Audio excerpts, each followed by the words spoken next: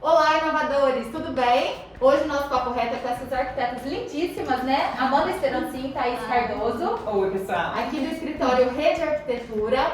Quero aproveitar a oportunidade para convidar todos vocês para se inscreverem no canal, para deixarem o seu like e deixarem nos comentários também quais são os próximos profissionais inovadores que vocês querem ver por aqui, tá bom? Olá pessoal, tudo bem? Meu nome é Thaís, eu sou arquiteta aqui do Rede Arquitetura, me formei aqui na Uniub, em Uberaba, no ano de 2014 e desde então sempre trabalhei na área, até que em 2019 surgiu a vontade de abrir o próprio escritório e conheci a Mandinha, que a gente criou o Rede junto. Sim, estamos nossos super caminhos felizes. se cruzaram. Eu sou a Amanda, arquiteta aqui do Rede Arquitetura. Não sou daqui de Uberaba, eu moro aqui tem 3 anos. Eu me formei na USP, lá em São Carlos, mudei pra cá em 2018. Também sempre trabalhei na área desde que me formei. E também em 2019, coincidentemente, a gente se conheceu no começo do ano. Também surgiu a vontade de ter um escritório. A gente já vinha conversando sobre isso e no final do ano a gente concretizou essa ideia. A gente montou o escritório no final de 2019. Estamos aí, vai fazer 2 anos e nesse lugar tem 1 ano. Muito bem, o escritório tá lindo, né? E é uma parceria de sucesso, né? Que bom que vocês se encontraram, né? Pois é, então aí, mais que um casamento, a gente costuma falar. Me fala uma coisa, quando o cliente chega aqui falando que precisa do serviço de vocês ou fazer um orçamento, quais são as primeiras perguntas que vocês buscam? As primeiras perguntas que vocês fazem para eles? A gente tem um brief, né, que a gente chama, que é como se fosse um checklist que a gente vai sempre perguntando e tentando entender a necessidade de cada cliente, o perfil de cada cliente também. E acho que uma das perguntas assim, que mais pode fazer diferença é a questão de receber, por exemplo, se a pessoa gosta de receber, se gosta de receber amigos, família. Eu acho que é um ponto muito importante e um diferencial que vai fazer a diferença da casa. Né? A gente sempre tenta entender qual é o perfil mesmo dessa pessoa, para entender o que ela está buscando num projeto de arquitetura. Depende, né? Quando é uma reforma, ou é um projeto do zero, se é um projeto comercial ou um projeto residencial. Então a gente tenta entender, sentir a vibe mesmo do cliente para entender o que a gente pode oferecer. Por que ele está buscando um arquiteto como nós? O que ele quer desse projeto? Então qual é o nosso diferencial? O que a gente pode oferecer de diferente para ele? Porque cada cliente é único também, Exato. né? Então são perguntas diferentes para cada tipo de projeto e tudo faz diferença mesmo. Pensando em questões mais burocráticas, a gente sempre precisa descobrir desde o início questões como onde é o projeto, dimensões, espaço, localização do terreno, essas coisas assim. Se é uma reforma, como é que é o ambiente, a gente precisa conhecer o espaço e tal. A gente sempre gosta de fazer uma visita no local, mais do que mandar foto e tal. A gente gosta de conhecer para conhecer o ambiente mesmo, entender as especificidades desse projeto, para daí a gente poder partir para as etapas de projeto e produção. Muito bem. A gente consegue calcular o preço aproximado de uma obra? E com base em quê? Se a resposta for sim, né? Lógico. É resposta sim, mas é sempre polêmica. A gente sempre consegue uma estimativa, claro. Uma estimativa a gente consegue dar para o cliente, conforme o processo projetivo vai acontecendo, a gente consegue entender mais ou menos aonde a gente vai chegar de valores. E é claro, essa é uma das perguntas iniciais também que a gente faz. A gente tenta entender quanto o cliente quer ou pode investir nesse empreendimento, nessa casa e tudo mais. Vai entrar em consideração. Entra muito. A gente sempre consegue dar uma estimativa de valores, é mais como se a gente tivesse uma ordem de grandeza do valor daquele projeto. Mas aí que entra os nossos parceiros, os profissionais que trabalham sempre em conjunto com a gente, projetos complementares e tudo mais, porque vai depender muito de uma administradora de obras, do gerenciamento, para a gente ter o orçamento exato daquela obra. A nossa tarefa é ter uma ordem de grandeza para saber, para a gente conseguir propor soluções factíveis e não fazer um projeto, né, sem limites. E até mesmo questão de qualidade do acabamento, né? Qual tipo de acabamento que a pessoa vai querer utilizar, porque tem que usar B e C, né? Então, isso faz toda a diferença no valor final. Quando a gente, eu acho que muita gente ainda tem essa dúvida, né? Sobre as funções do arquiteto e do engenheiro. E explica um pouquinho pra gente. Os dois atuam juntos? Quais são as atribuições de cada um? Como que funciona? Sempre vão trabalhar juntos, né? Antigamente tinha muita briga. Uma rixa, Uma rixa entre arquiteto e engenheiro e é uma rixa boba, porque um precisa do outro, né? Então é como se o arquiteto projetasse toda a planta, toda a divisão dos ambientes, o layout, toda a distribuição do espaço e o engenheiro vai fazer isso acontecer, né? Ele vai Então, executar, vai né? Isso, executar. exato. Com cálculo de estrutura, com posição de pilar, posicionamento de vigas e tudo mais. A gente pode chegar até um limite dessa etapa, né? E o resto é com ele. Então, cada um do seu quadrado para não ter problema, né? Um precisa do outro, não tem essa. A gente sempre gosta de dizer que a gente tem que ter noções.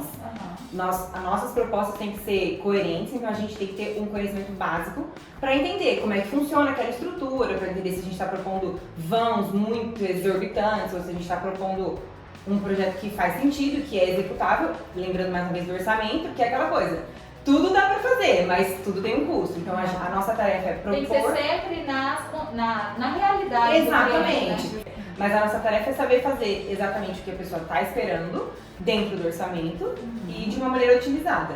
Então a gente propõe espaços, o arquiteto é o profissional que faz a planta, né? que projeta aquele ambiente, e o engenheiro é o que vai executar tudo que a gente sonhou junto com o cliente, o engenheiro vai colocar nos moldes e fazer acontecer.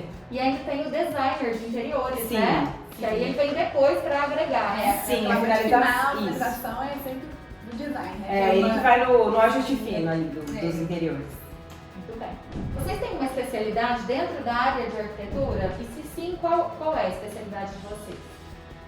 Nós gostamos, o escritório é bastante abrangente. A gente faz desde projetos desde reformas até projetos do zero, assim, arquitetônico completo. Mas a gente gosta muito de trabalhar com design biofílico, que basicamente a gente sempre tenta pensar desde o princípio o interior e o exterior daquela residência, que seja um edifício residencial ou comercial. Então a gente sempre fazer os jardins ou o espaço externo, ou seja, a natureza participar daquele projeto. Então a ideia é sempre isso, pensar na experiência daquele usuário e não ser só, a gente faz um projeto e depois vem decorar com plantas, coisas assim. O interior e o exterior estão projetados desde o princípio, a gente gosta de pensar muito nisso.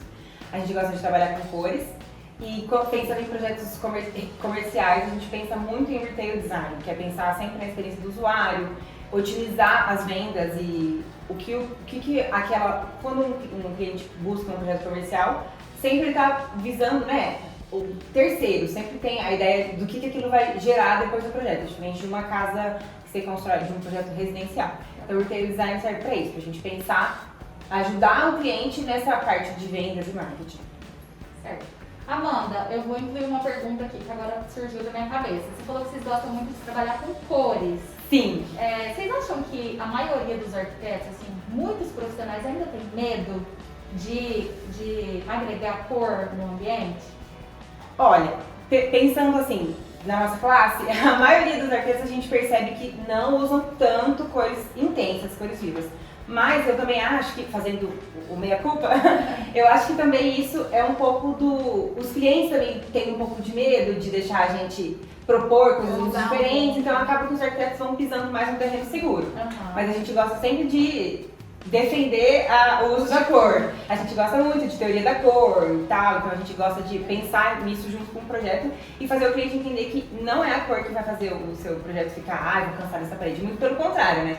A Thaís sempre fala, a gente cansa de um ambiente mal planejado e sem gracinha, aí você cansa muito mais que o ambiente tem uma cor bem pensada. O que a gente gosta muito de fazer é que, se o cliente tiver com um pouco de receio da cor, a gente coloca um hall de entrada, uma cor mais vibrante, assim, ou um lavabo, que é um espaço que os moradores vão um pouco, né? Isso, então, a gente pode colocar cor. A gente gosta sempre de trabalhar, ainda mais quando o cliente tem um pouco de receio, em ambientes de não tão longa permanência. Então, pensar, a sala você vai ficar muito tempo, o seu quarto vai ficar muito tempo, mas eu gosto de cor, então a gente trabalha em espaços de passagem, corredor, hall de entrada, lavabo, que aí a pessoa gosta de riscar mais, ousar, né?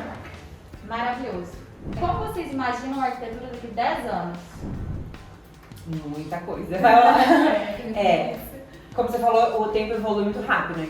Muito rápido, né? Então eu acho que assim, tem coisas que a gente nem consegue imaginar que vão estar acontecendo daqui 10 anos. Ainda mais com a internet, essas coisas Tecnologia, assim. Tecnologia, né? Exato. Acho que o nosso trabalho, se for pensar, você falou 30 anos atrás, nem os programas que a gente usa hoje a gente tinha. Mas o que você quer ver? Mas eu acho que a forma de construção certamente já vai ter evoluído muito, porque aqui ainda é a forma mais tradicional, né? Que gera muito resíduo, então acredito que a longo prazo não, né? A curto prazo vai ter muito mais tecnologia, acho que é bem... Vai ajudar a otimizar a construção para a gente ter isso, menos resíduo, menos desperdício, até melhores cálculos de tempo de obra, essas coisas que eu acho que é o que o cliente sempre, a estimativa sempre acaba passando, então acho que a gente vai conseguir otimizar. Pensando no dia a dia da profissão, eu acho que a gente vai ter cada vez mais espaço de atuação, porque antes o arquiteto era um profissional um pouco mais conservador, era mais assim, a gente fazia projeto, planta e essas coisas, casa é difícil. E hoje em dia acho que os arquitetos conseguem entrar muito mais no mercado de trabalho, fazer cenário, fazer produção, fazer loja, essas coisas de design, os arquitetos estão abraçando mais esses campos. Eu acredito que a gente consegue ter bastante. E sobre a forma de construção também, hoje já tem steel frame, né? E tem o método modular também, que é uma forma de construção muito rápida. Mas eu ainda acho que ainda vai surgir muita coisa nova. Coisas que a gente nem imagina. Nem imagina, sim. O que vocês consideram como boas estratégias para um ambiente ficar assim, bem ventilado, amplo, principalmente ambientes pequenos, né? Sim, que é a marquation. A gente pode usar? Pensando de um projeto do zero. Posicionamento, então posicionamento do sol, norte desse terreno, para onde é que a gente vai virar isso, pensar nos ventos que circulam nessa casa e tudo mais. Estratégias de conforto térmico dos materiais, então pensar em aplicar os materiais de maneira que eles vão ser, a eficiência deles vai ser melhor. Então vidro no lugar certo, madeira no lugar certo, pedra e revestimento no lugar certo, da melhor maneira para ela ter o melhor desempenho, né, de acordo com o material que a gente aplicar. E cores, ventilação cruzada, né, que é o que a gente costuma falar quando a gente está projetando um edifício, pensar na ventilação, por onde entra e por onde sai a corrente de ar. Cores é aquela coisa, a gente também nem tem muito essa ideia de que cor escura confina o ambiente, a gente nem acredita muito nisso, porque, mais uma vez, é o projeto que vai dizer se aquele ambiente está bem pensado ou não. Então, é mais aberturas, pé direito faz uma diferença. Pé direito mais alto, né? Não necessariamente pé direito duplo ou super pé direito, mas um ambiente arejado, um pé direito um pouquinho maior. Certo.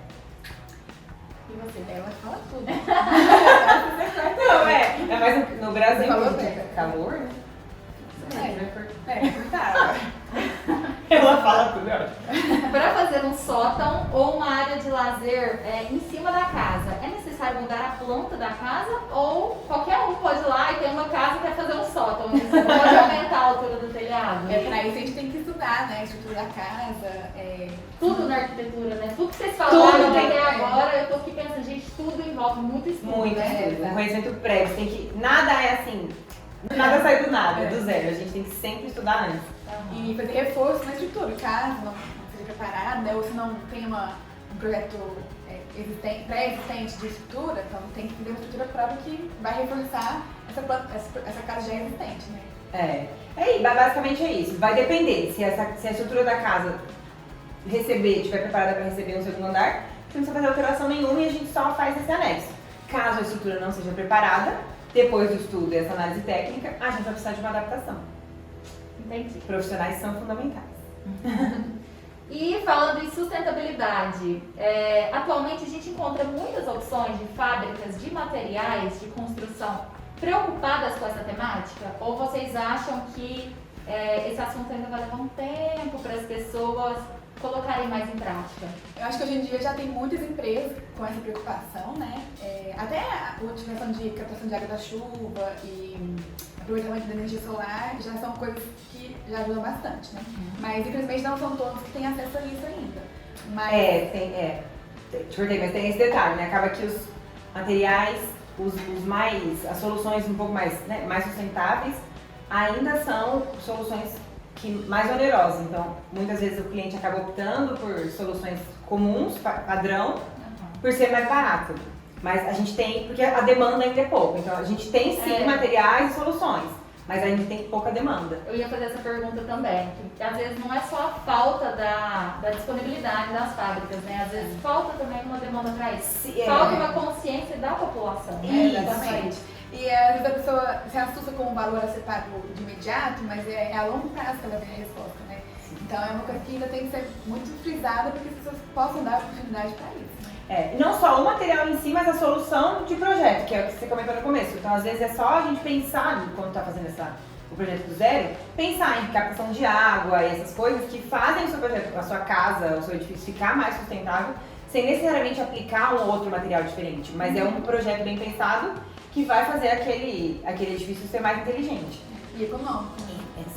Consumo inteligente, né? Sim. Muito bem. Agora vamos fazer um bate-bola? Sim. Vou falar duas opções e vocês vão falar os preferidos de vocês, tá? Tá. Cidade ou campo? Cidade. Juntas? Vamos falar juntas. Tons neutros e claros ou tons vibrantes? Tons Vibrantes. vibrantes. Pode justificar? Nem sempre, Pode. mas a maioria das vezes a gente gosta de tons neutros e claros, cara, claro. Mas a gente tem uma paixãozinha por cores. Certo. Várias plantinhas ou poucos verdinhos no ambiente? Várias plantinhas. Naturais ou permanentes? 90% das vezes naturais, mas a gente sabe que nem sempre é possível. Então as permanentes ajudam muito. Mas não permanentes, talvez não artificiais, né? Mas Sim, é a permanente mesmo. É aquela que é. A artificial não, aquela que é a preservada. preservada. Melhor opção. Pintura em madeira, fosca ou brilhosa? Fosca. Iluminação branca ou amarela? Amarela. Ó, Branca, amarela. só e bloco cirúrgico. Branca é uma iluminação muito técnica, assim, pra cozinha industrial, bloco cirúrgico, hospital. Muita gente ainda tem essa dúvida, O né? preconceito É contra a luz porque a gente amarela. acha que a luz amarela não ilumina tanto quanto a branca. Mas não é isso que vai dizer se ela ilumina ou não. Verdade. Construir do zero ou reformar? Ai, os dois. Os dois, claro que construir do zero. Então, É. escolher, construir do zero, sempre. Mas a gente gosta de reformas também, porque é legal você pensar no que a gente pode melhorar no ambiente que já existe, né? E o Cada vez famoso mais já tem antes e construção. depois, né? Essa comparação é muito bacana. É ótimo. Saber que a gente pode proporcionar, depois daquela já existe uma casa, já existe um ambiente ali, como é que a gente pode melhorar. Porque a pessoa nem sabe o que pode virar o ambiente dela, né? O que pode Eu imagino que deve ser muito legal, assim, muito, como que fala? Muito satisfatório para vocês. É né? muito gratificante. quando a Mostrar para o cliente as soluções assim, que às vezes nem passava pela cabeça dele, né? Nem É. imaginava. pessoa surpreendê-los, né? De forma positiva. Tá? É. Casa térrea ou sobrado com mais andares? Térrea. Terra. Mas também, mais uma vez, nem sempre a gente tem É. terreno suficiente, às vezes a solução é melhor dois A andares. taxa de construção Isso. exigir muito do terreno, então a gente vai ter que Vai ter que subir o pavimento. Né? pôr pavimento. Entendi. Mas no mundo ideal, casa terra. Amanda e Thaís, muito obrigada, tá? Nós Foi agradecemos. muito bom estar aqui com vocês, fazer esse papo reto. E eu agradeço vocês em nome do Grupo Inovadores. Muito obrigada obrigada pelo convite. a você e ao grupo todo que somos parceiros. A gente está sempre